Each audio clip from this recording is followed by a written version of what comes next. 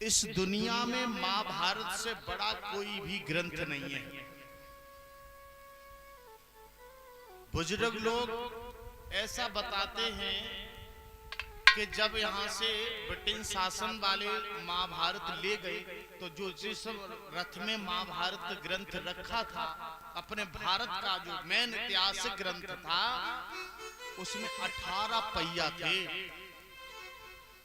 12 खच्चर उस रथ को खींचते थे। 12 खच्चर, इतना बड़ा ग्रंथ था महाभारत। अब तो एक संक्षिप्त रह गया है।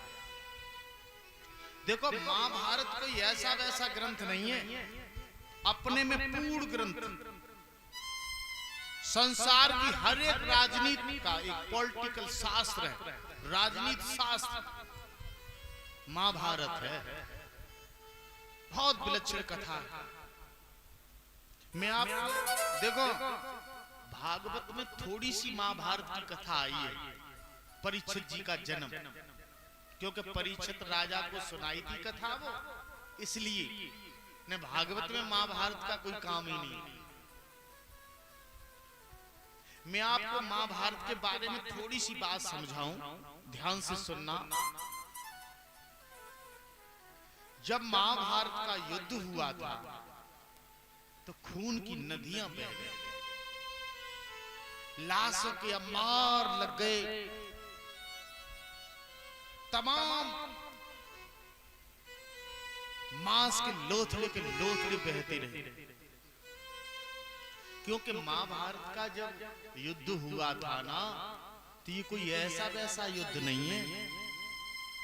देखो, बेटे और मां का युद्ध है, गुरु और शिष्य का युद्ध है, भाई भाई का युद्ध है, पिता और पुत्र का युद्ध है। महाभारत कोई ऐसा वैसा ग्रंथ नहीं है, अपनों का युद्ध ही महाभारत। जब महाभारत का युद्ध हुआ था तो भगवान ने कहा कि महाभारत का युद्ध तो होना निश्चित है, लेकिन कोई ऐसा स्थान भी तो हो जहां महाभारत का युद्ध हो जाए, क्योंकि जगहों का बहुत महत्व होता है, बहुत महत्व होता है जगहों का।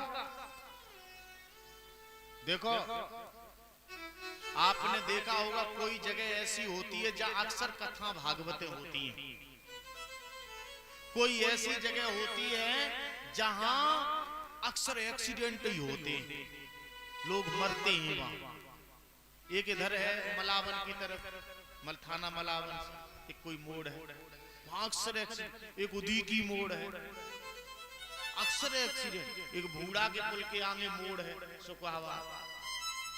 अक्सर ये जगहों का बहुत बड़ा महत्व होता है।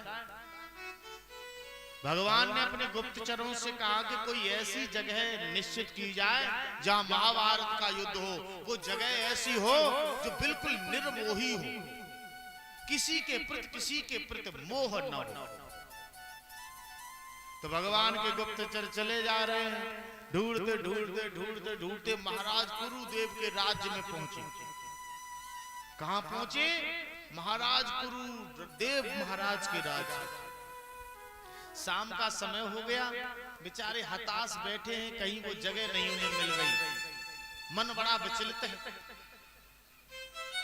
धीरे धीरे चले जा रहे थे, आगे उन्होंने देखा कि एक किसान है, वो अपने खेत में गेहूं की फसल में पानी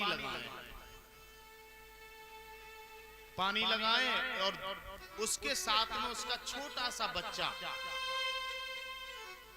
8-9 साल का उसके साथ है।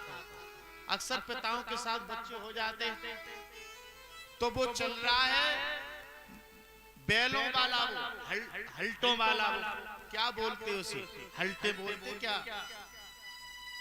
वो चल रहा है, बैल चल रहे हैं, और पानी एक बरहा से होकर के बहुत दूर खेत है, बरहा के द्वारा जा रहा है। पानी वो ऊंचे पे चढ़ा रहा है रोहा पे, तो वो बरहा बार बार फट जा रहा है। बेचारा पखिया से जाता है खेत की, और बांस से पहुंचते ही बड़ा टूट जाता है, फिर भाग के जाता है, उसे बांधता है, जब तक फिर आता है तो फिर टूट जाता है। दुखी है, बच्चा पीछे पीछे भाग रहा है, उनके मन में कुछ विचार नहीं आया। हाथ चौड़ा सा कट गया, मिट्टी रखता है बह जाती, मिट्टी रखता है बह जाती है। बच्चा खड़ा था, उसने उठाया पावड़ा, बच्चे को मार के उसी बरहे में लगाया, ऊपर से मिट्टी डाल दी, बोले अब कट जा, बार बार कटता है। भगवान के जो गुप्तचर थे वो ये दृश्य देख रहे थे, उन्होंने कहा हो गया गया, इससे निर्मोही जगह कहां मिल सकती है। जो एक फसल के लिए, अनाज के लिए, पेट के लिए अपने बच्चे को मार सकता है, तो यहाँ पर महाभारत युद्ध ही हो सकता है। भगवान के गुप्तचर वहां से चले आए और भगवान को सारी बात बताई। बोले महाराज ऐसे ऐसे, महाराज गुरुदेव के राज्य में एक ऐसी जगह है जो बिल्कुल निर्मोही है। महाराज गुरुदेव के राज्य में ये महाभारत का युद्ध करा सकते हैं। तो भगवान ने वही युद्ध रखा जिसे आज कुरुक्षेत्र बोलते हैं। महाराज कुरु थे वहां के राजा उस समय, जहां पर ये महाभारत का युद्ध हुआ था, जिसे आज कुरुक्षेत्र के नाम से जाना जाता है। इसकी लंबाई चौड़ाई कितनी थी जानते हो? इसकी लंबाई चौड़ाई थी 80 बाई 45, यानी 80 किलोमीटर लंबी थी और 45 किलोमीटर चौड़ी थी। ये महाभारत का जब युद्ध हुआ था, सेना कितनी थी? 11 छोड़ी कौरवों की तरफ और 7 अछोड़ी पांडवों की तरफ, यानी कितनी सेना हुई? 18 अछोड़ी सेना। एक अछोड़ी कितनी होती? मैं आपको पहले सेना के बारे में समझाऊं। एक अछोड़ी सेना कितनी होती है?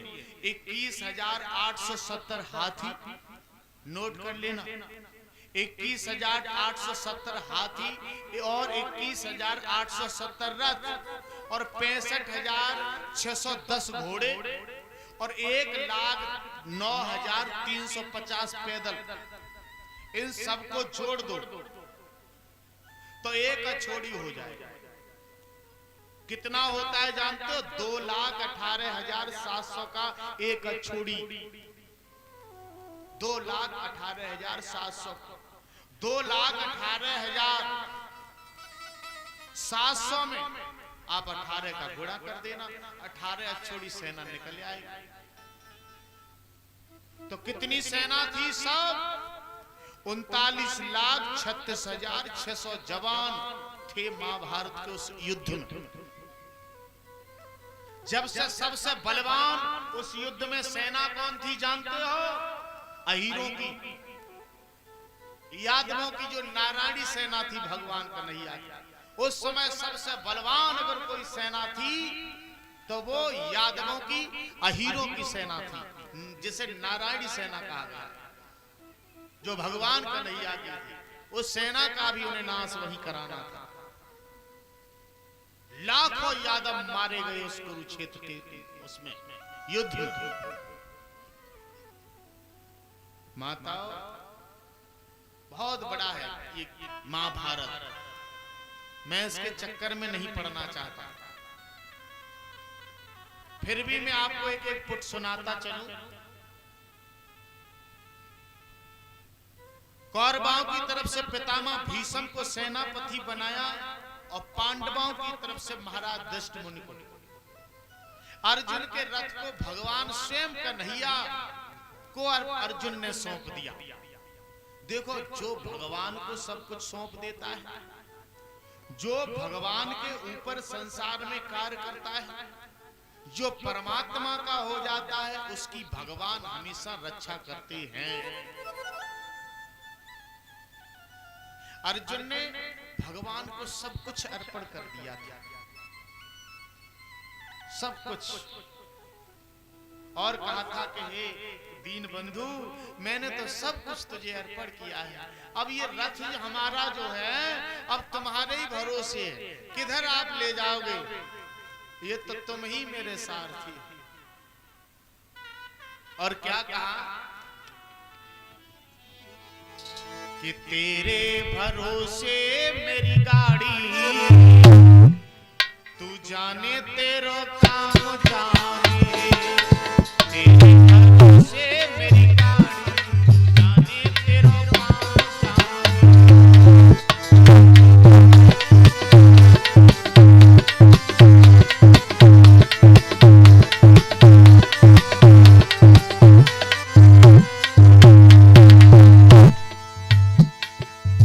हार तुम्ही पर, जीत तुम्ही पर।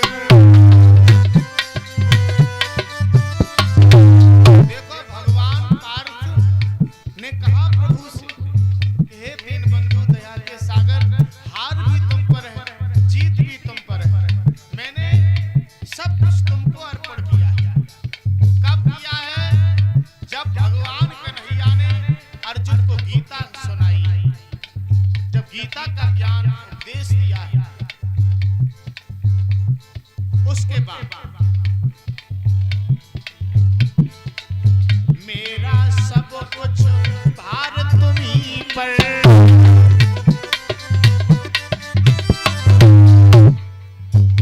अब रखना लाज हमारी, जाने तेरो काम जाने, रखना लाज हमारी, जाने तेरो काम जाने।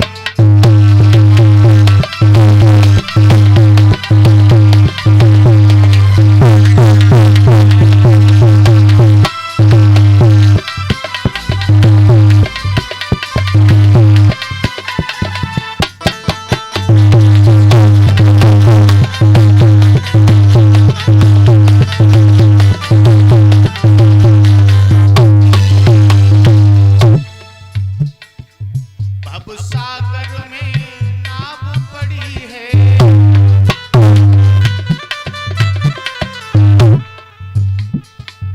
बीती रही अब घड़ी घड़ी है।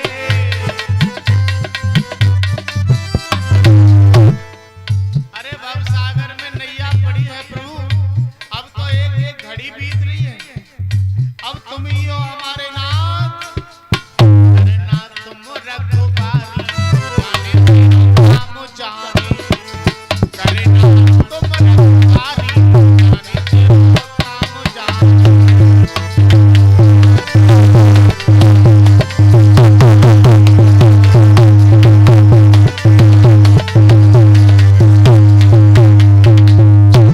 भगवान को सब कुछ अर्पण किया, तो भगवान ने उनकी रक्षा की।